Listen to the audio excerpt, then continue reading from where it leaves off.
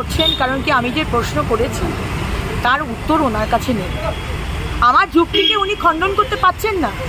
আমি প্রশ্ন করেছি 2008 সালে যখন সেন্টারে ইউপিএ সরকার ছিল, মনমোহন সিংজির সরকারে আপনি মন্ত্রী ছিলেন, 26/11 মুম্বাই অ্যাটাক হয়েছিল, বদলা নেননি কেন? আজকে যখন খাগড়াগড় হলো, সিকিউরিটি ল্যাপসের কথা হচ্ছে, খাগড়াগড়ে কি হয়েছিল, মুর্শিদাবাদে কি হয়েছে?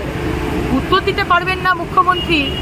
একদিকে এখানে এসে রেজলিউশন পাস করবেন প্রচণ্ড প্রশংসা করে সেনাবাহিনী, আর পুলওয়ামার বালাকোটের সময় প্রশ্ন তুলেছিলেন সত্যি হয়েছে, সত্যি কি তারা করেছে, এগুলো সব ফেক নাকি, এরকম প্রশ্ন করেছিলেন।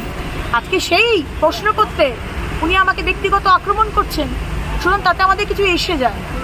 আমরা যে প্রশ্ন আমাদের মনে হয় যেটা অন্যায় হচ্ছে, যুক্তি দিয়ে আমরা প্রশ্ন করছি, কিন্তু উনি ব্যক্তিগত আক্রমণ করছেন।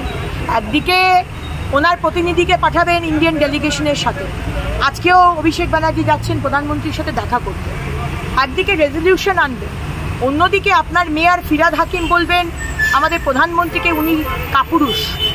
ব্যবস্থা নিয়েছেন? কোনো ব্যবস্থা নেননি। আপনার এমএলএ নরেন চক্রবর্তী উনি বলছেন ভারত আর পাকিস্তানের মধ্যে সেটিং করে এই অপারেশন সিঁদুর হয়েছে। এটা সেনাবাহিনীকে অপমান নয়? ব্যবস্থা নিয়েছেন? কোনো ব্যবস্থা নেননি। সুতরাং আমরা কিন্তু প্রতিবাদ করব। কোনটা মুখ আর কোনটা মুখোশ, এটা পশ্চিমবঙ্গের মানুষ মমতা ব্যানার্জির কাছে জানতে চায়।